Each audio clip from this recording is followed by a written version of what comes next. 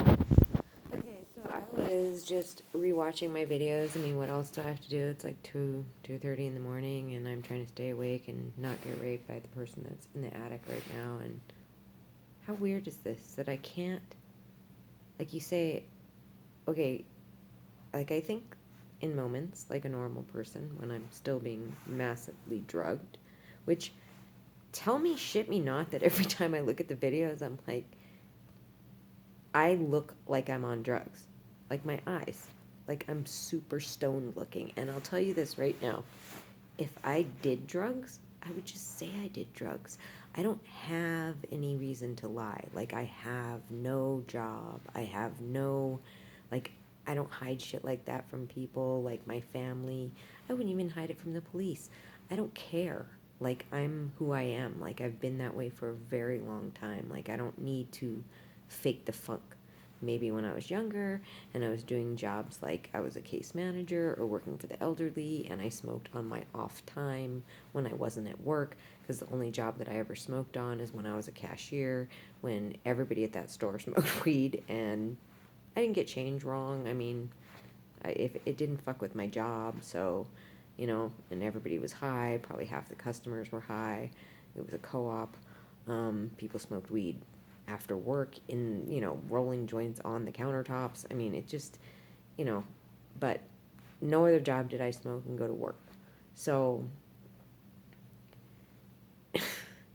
I don't have to hide anything. And I've never been that person. I've always been like, this is who I am, blah, blah, blah. I mean, back then, it wasn't like I was telling employers, like, oh yeah, I smoke weed, like, when I'm not working. And it wasn't a good idea. I was a social worker. I mean, I was trying to teach kids to do good shit. And, oh, see, she just hit the TV outlet. And didn't they find that interesting that the TV light is on, despite the fact that it's unplugged? That's weird. I'm guessing. See, I bet you anything that's a camera. I would bet $1 million that that's a camera. Miho's just fucking struggling, man. Like, just fucking struggling. Like, this is so fucking insane. I'm at an animal sanctuary. How am I watching my animals get fucking poisoned? How? How am I watching them just suffer and suffer and suffer?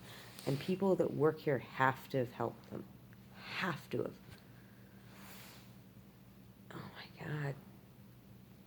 But yeah, my eyes look super blazed. I look super drugged, like in almost 100% of the videos. Come on now, people. Like, if I was smoking weed, I'd say I was smoking weed. If I was doing drugs, I'd say I was doing drugs. I don't have anybody to hold, you know, that I have to be approved by. I don't give a fuck about the cops. Like, do they give a fuck? There's fucking heroin addicts and crack meth heads roaming all over the place. You think they'd give a fuck about me if I was doing that shit? Why wouldn't I just say it? I'm obviously being drugged. You can see that on the videos. But I started making this video because I was watching the other ones about the time that my cat died, when I had to put him to sleep from being poisoned to death. The people at the Tualatin Hospital, this is my belief, and I had this inkling when I was there, because when I brought him in, he didn't look well, but he was still with it. Like, he looked really, really sick, like he was gonna die. But he didn't look out of it. He didn't look like he didn't know who I was, you know? But yet, when I went in there after fluids and medications and things to make him better, he actually all of a sudden couldn't walk. His right leg was just dragging, so he couldn't walk, and he was just completely out of it. Like, he didn't see me, and they had said maybe he had a stroke. I think they fucking dosed him. I think they poisoned him in the hospital in order to mask the symptoms of what he was being poisoned with. Like, I think they caused him somehow to have a stroke, or I really do, because it's just odd. And I remember thinking that, like, this is just so weird that, like, now he doesn't even seem to know who I am. And just my gut feeling was, like, when I had alone time with him, like, I was holding him for a while and I was cuddling with him, which was never his forte. But I was doing that for a while, and then he did what is his forte, which is to be like, I'm done. And he wanted to get up and walk around. So I was like, cool. And I put him down, and he immediately couldn't walk. And I was like, that's weird. And he just looked afraid and like he wanted to get the fuck out of there. I don't know. Sometimes you just have to go with your gut. Like, and I think that people get so far away from their gut, and you know so much more than you think you do. Like, because you're not trusting what you're being, what you know. I just think, I think that happens a lot in life. I saw that, you know, I've just seen it throughout my whole life. I've seen it with my parents. Like, you know who a person is. Like, you know, I've seen it with my brother. I've seen it with, just people. Like, people just tend to want to not see what's right in front of them, what's reality, what's real. And, really life tells you exactly what's going on. Like, you don't have to see every piece of the puzzle to know. I mean, I don't know how to explain it, but they did something to Kitty.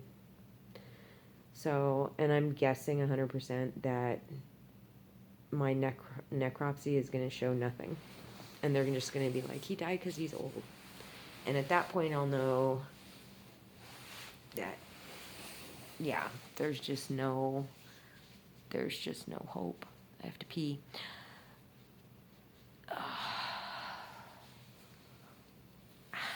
See, I know when the gas is like way working, because despite a bunch of caffeine, not a bunch of water, because I don't drink that much water anymore, the gas does not make you want to drink water. It makes you really thirsty but not want to drink water. But I know that it's not super hardcore in my system when I still have to pee. Once that stops, then I know I've inhaled a lot. They also know that too. If I keep peeing, then they know I don't have enough. Unless they were not smart enough to figure that out. What do you think, bitch?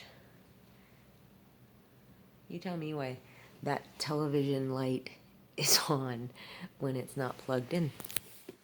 I'll show you. I unplugged this one. See? That's not plugged in. And I unplugged those. Oh, that's funny. This one was unplugged. And yet somehow it got plugged in again. That's funny. I unplugged that earlier. I did smell the smell of patchouli in here. Like a time that I went out and talked on the phone to the people over at the Roadhouse. And when I've gone out and smoked cigarettes, I smell the smell of patchouli, which means that she is in this house, in this cottage. Maybe. So one of the reasons it might be a little bit better is that I actually opened all these windows. But lo and behold, you know what was interesting? Is they were all unlocked already. They're all unlocked, which I think is a little odd. Oh, it's 3:24 in the morning. She's going to be bummed. She's like, I got to do my raping. That is probably why I feel a bit better. Vita doesn't. Oh, God. I cannot believe I'm in an animal sanctuary. In an animal fucking sanctuary, people. And I'm in a cottage on their property. They have security. The lady said the security's been here for 30 years. I'm just going to put this out there, and call me racist if you want to. The fact that the Native Americans probably have a big presence here because of the petroglyphs and, blah, blah, blah. Um, you know, the Native Americans have participated in this in Oregon. Because of my neighbor that lived across the street from me was a Native American woman. She was married to that Muslim dude. And I noticed at some point after living there that there were times at the dog park that I was being followed by Native Americans with their wolf dogs. And, they weren't super stoked on me. Obviously I've been told that I hate all Native people. No, I hate drug traffickers and I hate sex traffickers and I hate people that torture animals and want to hurt me. That's who I hate. So, and no, I don't honor Native people over anybody else because what I've been shown in life is that people are just all fucked up. And I don't trust nobody. And being Native doesn't make me feel like you're a better person. And that's been proven to me. So, I wonder if the security guard is a Native guy. Just because of the history of where I'm at, Kanab, and I'm sure that there's a lot of Native people or mixed Native people that work here, live in this town, and blah blah blah. Is that why? Sorry, are you really?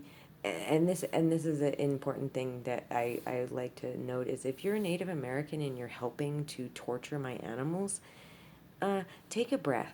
Take a breath and think about how if you really feel like you're so Native and stuff and that you're so tied to your culture and stuff, don't the Native Americans, I mean, didn't they have a special relationship with wolves? And aren't my dogs the ancestors? I mean, aren't wolves the ancestors of my dogs? So wouldn't that mean that if you're torturing my animals, my dogs, that you're torturing your own Native ancestors? Wouldn't that mean that? I mean, that's where all these things always fall apart for me.